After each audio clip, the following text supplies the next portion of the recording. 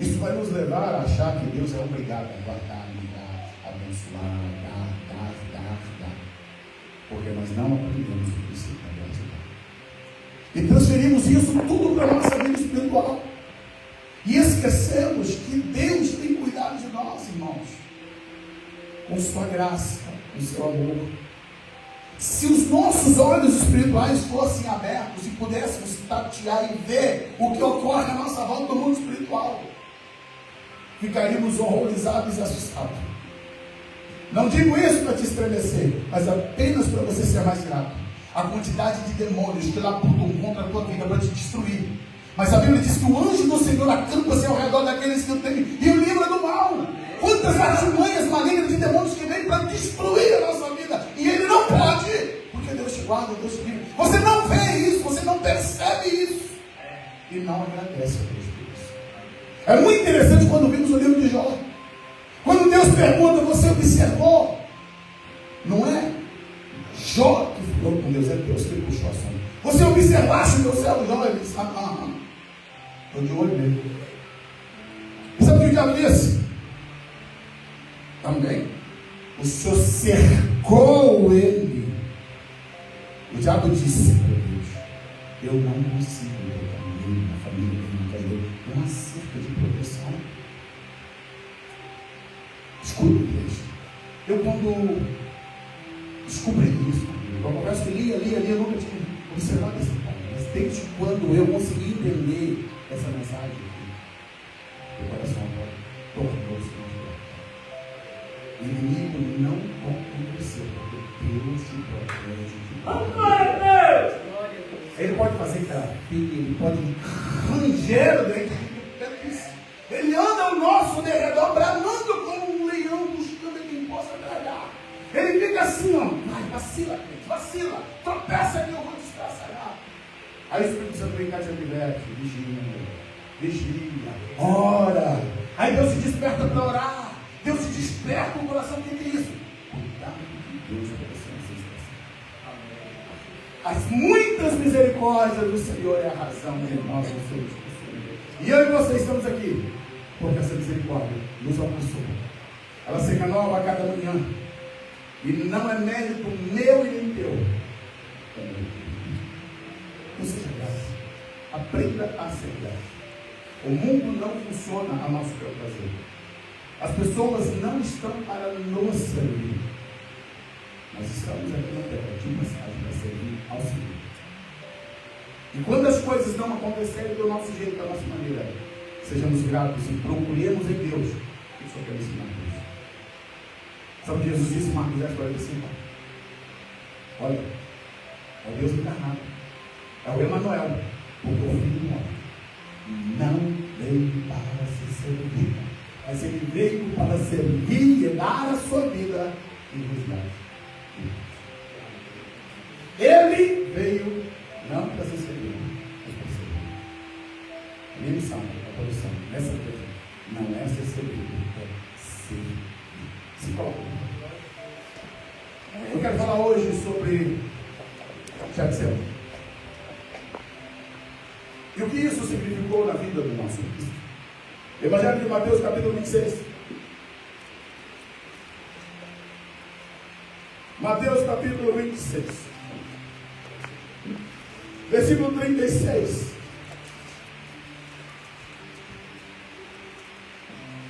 Diz assim a palavra do Senhor. Então Jesus foi com eles a um lugar chamado Getsemane e disse aos seus discípulos: assentai-vos aqui, enquanto vou além orar. Levando consigo a Pedro, os dois filhos de Zebedeu, começou a entristecer-se e a angustiar-se. Então lhes disse: a minha alma está cheia de tristeza até a morte. Ficai aqui e velai comigo. Por isso.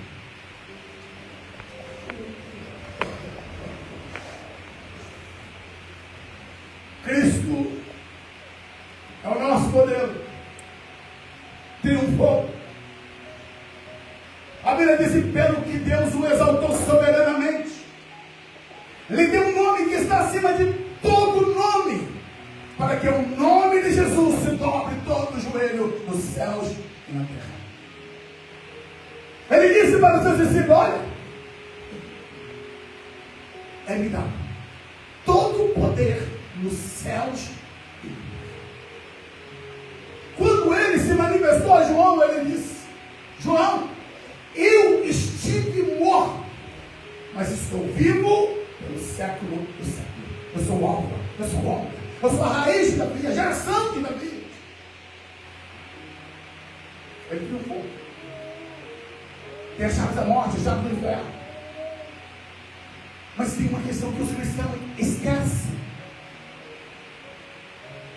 Ele triunfou, mas porém ele esteve no campo de batalha, na guerra. E a grande questão da vida cristã é que nós queremos os lauréis. Nós queremos o troféu, mas não queremos a guerra. Fugimos dela. Queremos que Deus ele faça por nós aquilo que nós temos que fazer. E não existe maturidade sem que você viva as suas experiências.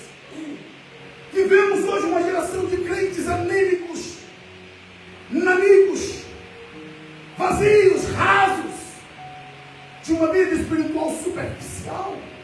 E entenda, a culpa não é de Deus. Deus não é culpado da nossa geração ter uma relação tão rasa com Ele.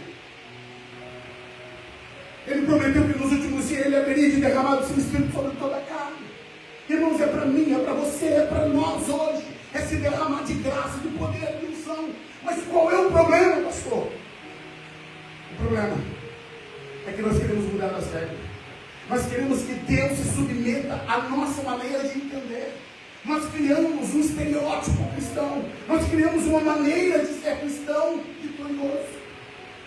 E achamos que Deus vai se enquadrar dentro desse gospel. Que Deus ele vai se converter à nossa ideia de ser cristão. E Deus ele diz: eu repudio isso. Quer andar comigo, seja do meu jeito, da minha maneira, da minha forma.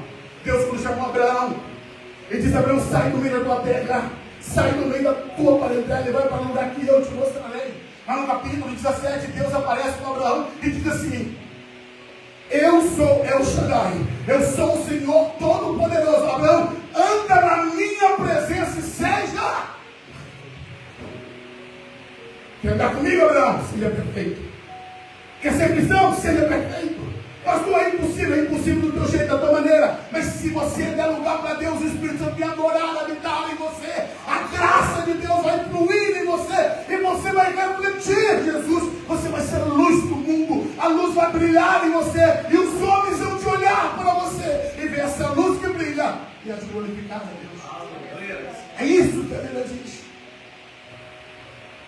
Jesus venceu. Eu queria nesta manhã refletir um pouquinho sobre esse momento. Ele é Deus.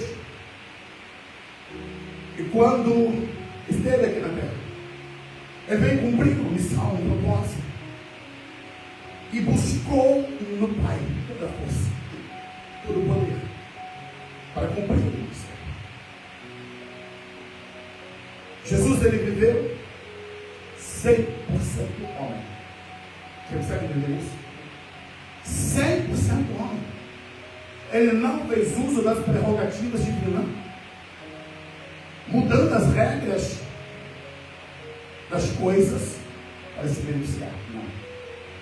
Por isso ele chorou, sentiu fome, sentiu sede, sentiu cansaço. E aqui ele extravasa para os discípulos o seu nome. No capítulo 26 de Mateus, Jesus ele fala para os seus discípulos no verso 31: a minha alma está cheia de tristeza até a morte. Ficai aqui e verai comigo.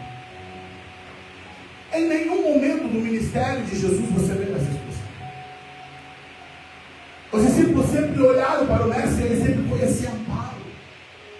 Mas nesse momento, Jesus está ali fazendo o protótipo da cruz.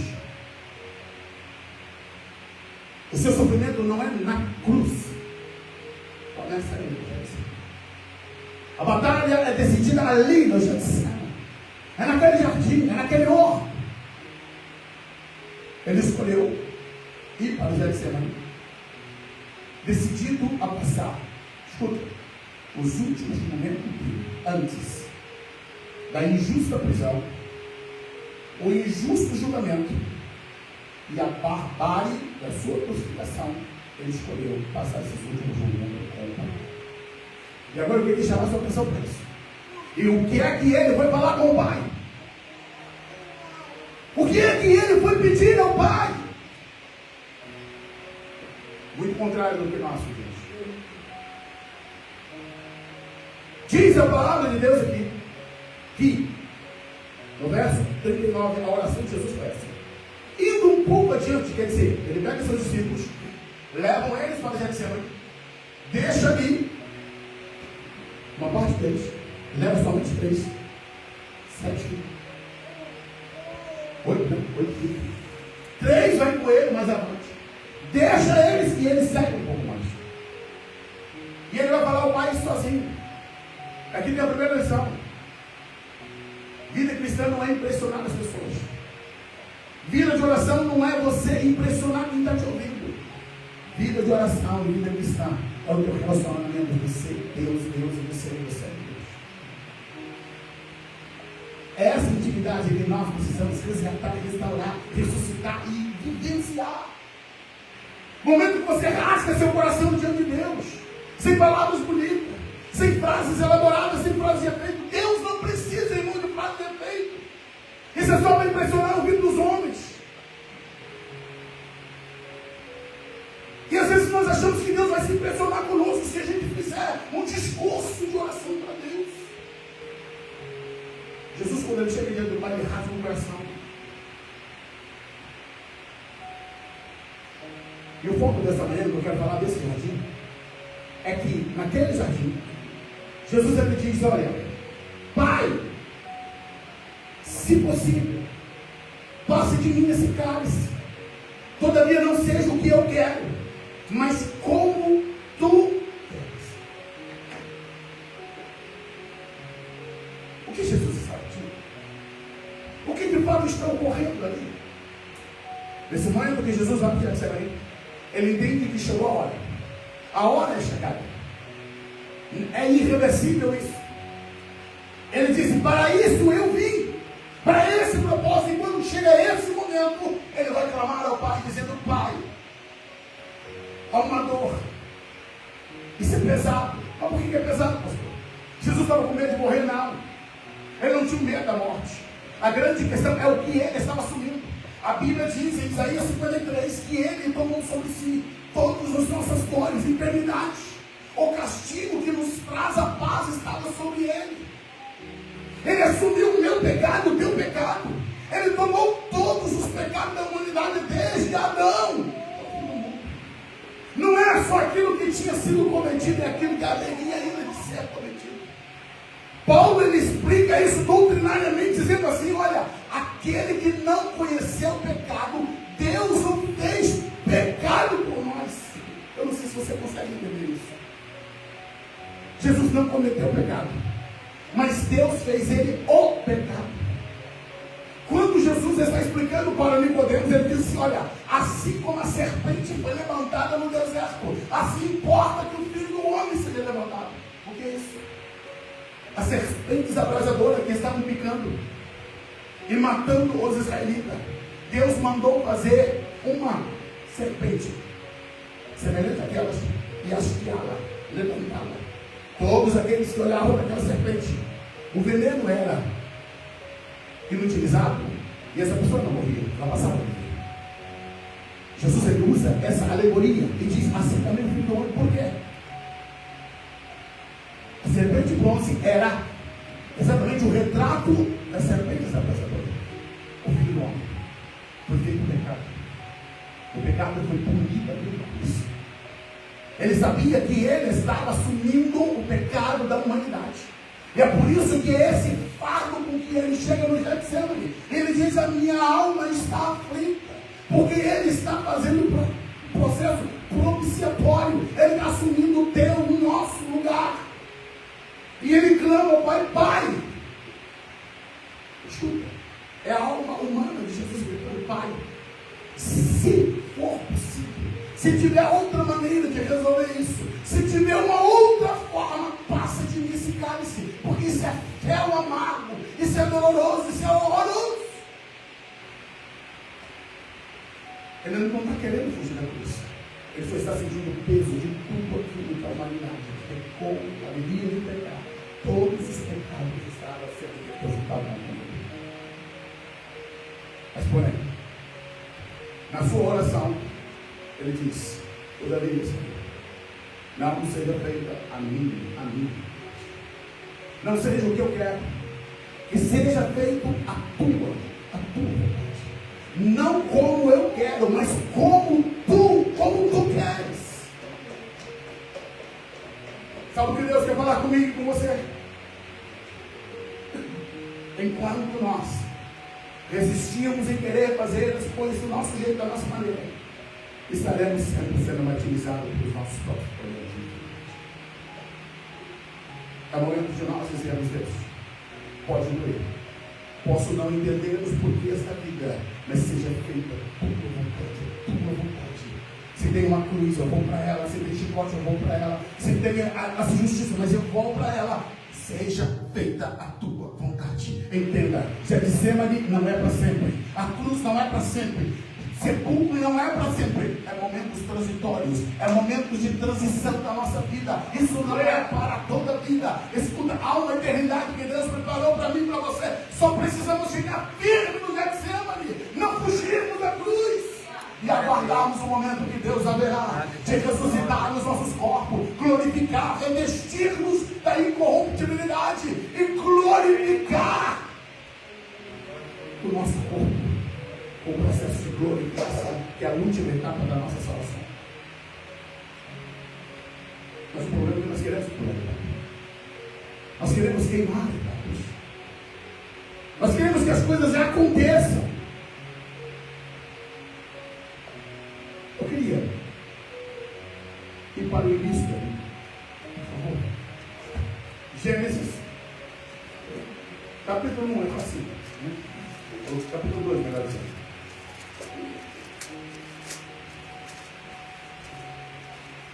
Gênesis capítulo 2, verso 8. Olha o que diz a palavra. Plantou o Senhor Deus um jardim, pois havia um homem que tinha formado. O que é o Éden? O Éden é o lugar mais perfeito que a terra poderia. Projetado por Deus, arquitetado pelo Senhor. E ali Deus colocou o homem, colocou a primeira família. Ali era o local mais aprazível, mais agradável, mais lindo, mais perfeito. Mas porém ali tinha uma regra. Diz a Bíblia que Deus deu ordem aos homens. Ao homem, Deus fez. Deus ali estabeleceu, olha, da árvore do conhecimento do bem e do mal, vocês não vão. Só ela. É só ela, não pode. É proibido. Deus mostrou a sua vontade, determinou o seu querer. Ali havia no homem esse direito de escolha. Agora, se pegarmos a oração de Jesus, que já está ali, e colocarmos em Adão no Éden, o que encontramos? Adão ele ora ao contrário de Jesus. Adão ele se postura completamente diferente. Ele olha para a árvore e diz: não como tu queres, mas como eu quero ser feito a minha. Olha o paradoxo. Adão tinha tudo. Não tinha marca de sofrimento. Pelo contrário, ele tinha ameaça de morte. Se ele provasse, da árvore do conhecimento dele mal. Mas ele prefere pagar para ele. Ele prefere testar. E é o que muitos crentes estão fazendo. Estão tentando testar Deus. Será que é verdade? Será que é isso que a Bíblia diz? Vamos ver o que vai acontecer. Será que Deus é tão bondoso, tão misericordioso, que vai relevar, que vai passar por cima, vai ignorar que Deus é bem amado, Deus é Deus não vai ignorar quem ele deu. Escuta, Deus amava Adão, Deus amava Eva. Mas a Bíblia é explícita em dizer, a Bíblia diz, no capítulo 3, no versículo 23, que Deus despejou Adão e Eva no jardim. Lançou fora do jardim e disse, para fora, para fora, para fora. E por quê, pastor? Porque não fez a minha vontade. Porque não cumpriu o meu querer. Eu e você podemos ser excluídos do paraíso eterno. Porque escolhemos fazer a nossa vontade, a nossa querer. É melhor orar como Jesus Senhor. Se pudermos passar esse país. Você não. Eu vou querer a tua vontade, o teu propósito. Acho interessante que o evangelista Lucas, no capítulo 22, voltando agora para Jesus lá no Jerusalém. Lucas,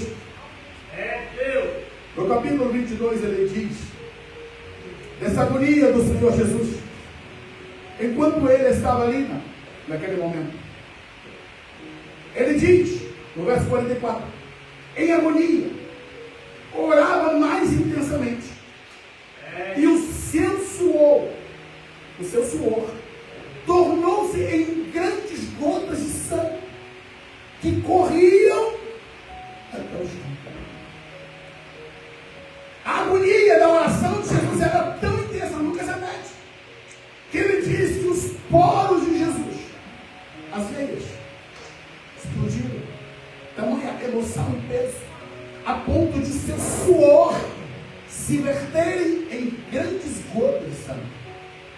Grandes gotas do sangue que escorriam do seu corpo e caíam ao chão. Pois a sua alma trazia em si a dor do sofrimento eterno que os homens teriam se ele não fosse para Deus.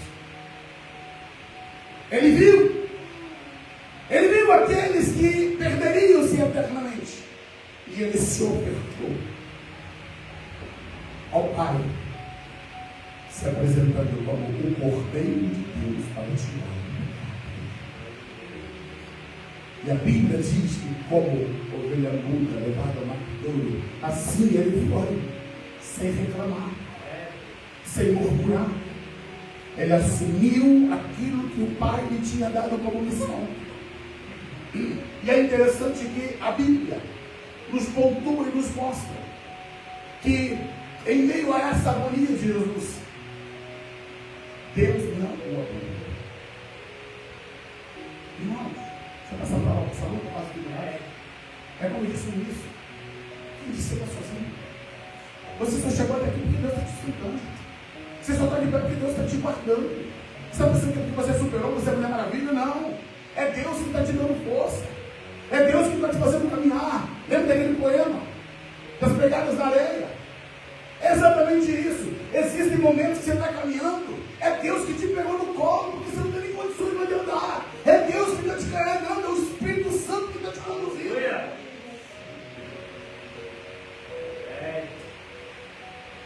E a lenda de Lucas agora. O verso 43.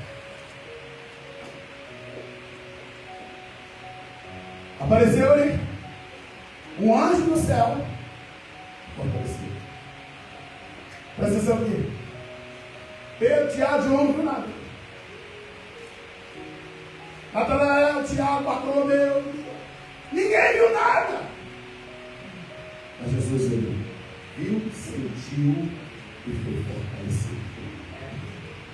Só vai ver a glória de Deus quem está na vida. Só vai desfrutar da glória é quem está buscando. A Bíblia está dizendo que um anjo veio do céu para confortar o Senhor Jesus ali. Fortalecendo. Nós não estamos caminhando sozinhos, não.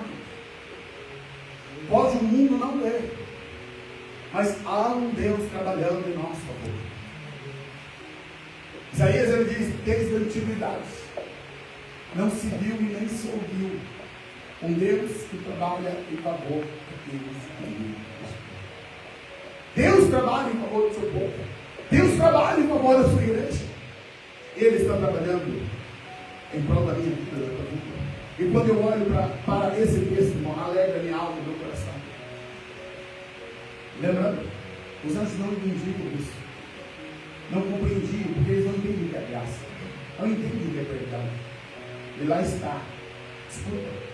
O Deus Criador, o Emanuel, encarnado como homem, chorando em agonia diante do Pai, e um anjo que se sente privilegiado de vir fortalecer o seu próprio Criador.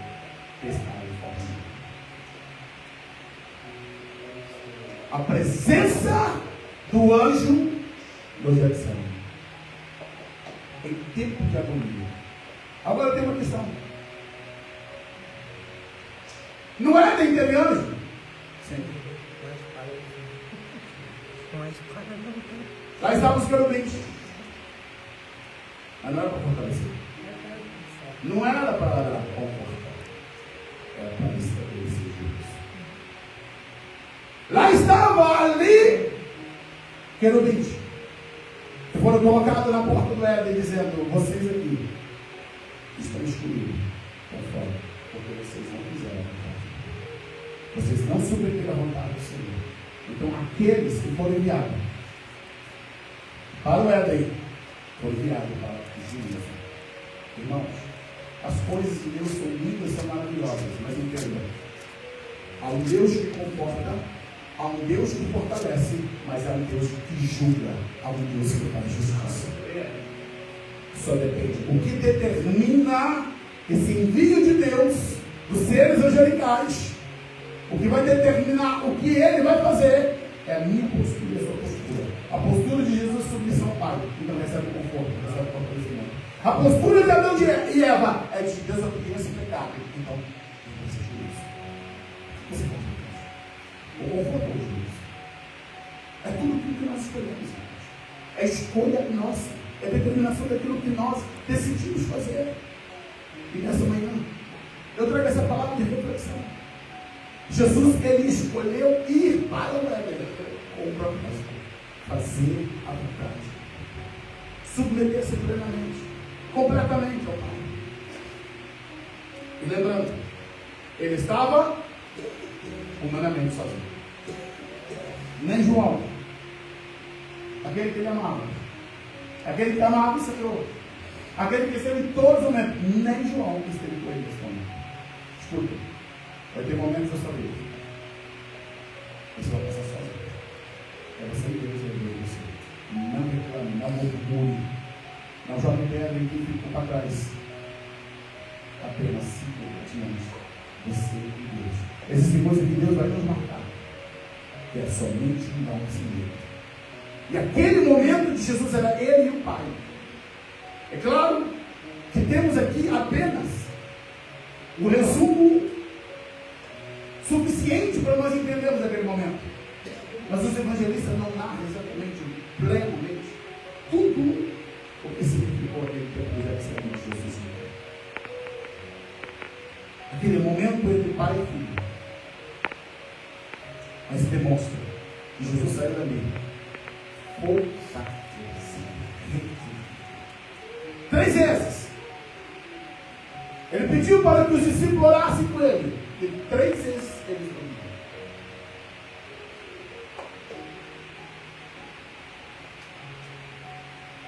Não sei se você consegue entender o pecado pelo sentido que você sabe. Mas eu vou tentar ser o mais claro e específico. Fazer a vontade de Deus não significa ser aplaudido. Fazer a vontade de Deus não significa tomar tapinha nas costas. Fazer a vontade de Deus não significa estar cercado de pessoas. Fazer a vontade de Deus em alguns momentos na nossa vida nos levará a ter que nos prostrar, chorar sozinhos. Amém. Mas isso é antagônico com o conceito de sucesso hoje. É antagônico com um modelo de pessoas bem-sucedidas com Deus.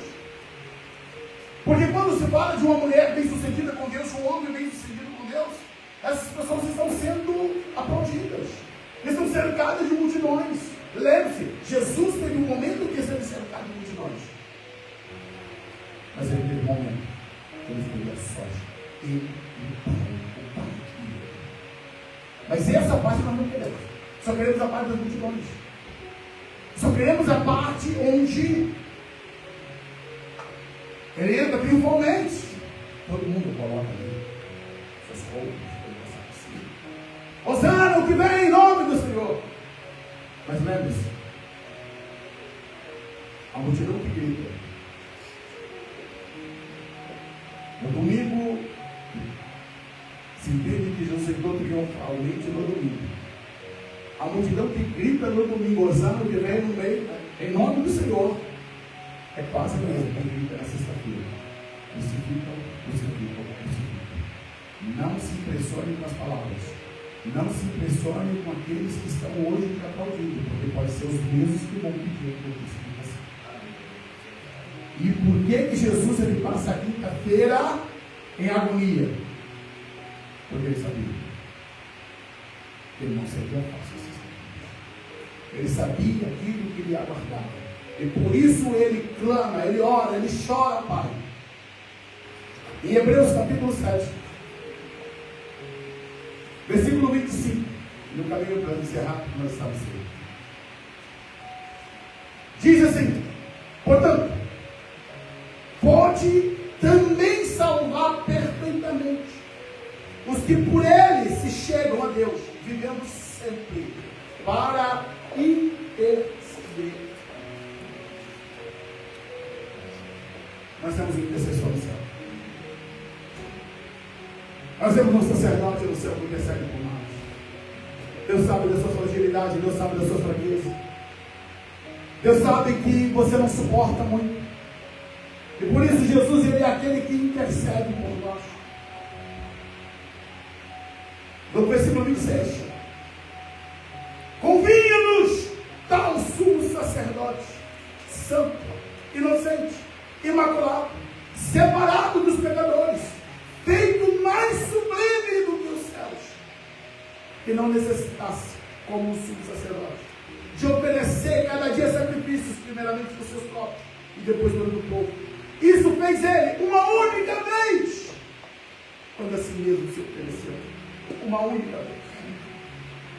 Lá no Getsemane ele estava se oferecendo. Ele era o sacerdote, ele também era o sacrifício. E ele faz isso voluntariamente. Todo sumo sacerdote, antes de ele fazer o sacrifício pelo povo, ele tinha que fazer o sacrifício por si mesmo. Jesus não precisava, porque ele era perfeito sem pecado. O verso 28 diz: pois a lei constitui sumo sacerdote a homem sujeito à fraqueza, mas a palavra do juramento que veio depois da lei constitui ao Filho perfeito para sempre. O sacrifício era perfeito, o sacerdote era perfeito, e é por isso que hoje nós podemos ser perfeitos em Cristo Jesus. Você está perdoado, você está livre de todo pecado, todo fardo, toda culpa, toda condenação. É por isso que Paulo ele pode gritar e dizer: nenhuma condenação há para aqueles que estão libertos em Cristo Jesus, porque a lei do Espírito de vida me libertou da lei do pecado e da morte. Nós precisamos, irmãos, entender o que foi de fato que Jesus fez por mim, por você. O que foi de fato que ele determinou ali. Ele pagou o preço. Ele pagou o preço. Tudo isso ele fez. Ele te ama.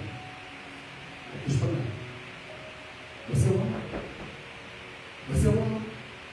João disse: nós o amamos, porque ele nos amou primeiro. Quando Jesus ele falou para aquele homem, ele questionou sobre os mandamentos, ele disse: qual é o maior dos mandamentos? Ele disse: amarás. Amarás ao Senhor teu Deus de todo o teu coração, de toda a tua alma, de todo o teu espírito. Deus ele quer de você obediência e amor. Amor e obediência. As duas coisas são atreladas, tá, gente? Obediência sem amor é confuso para Deus. É por medo, é por ignorância. Amor sem obediência tira o seu respeito. Agora Deus não quer de nós essas coisas.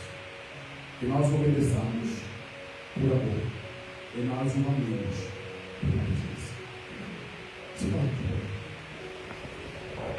Eu queria que você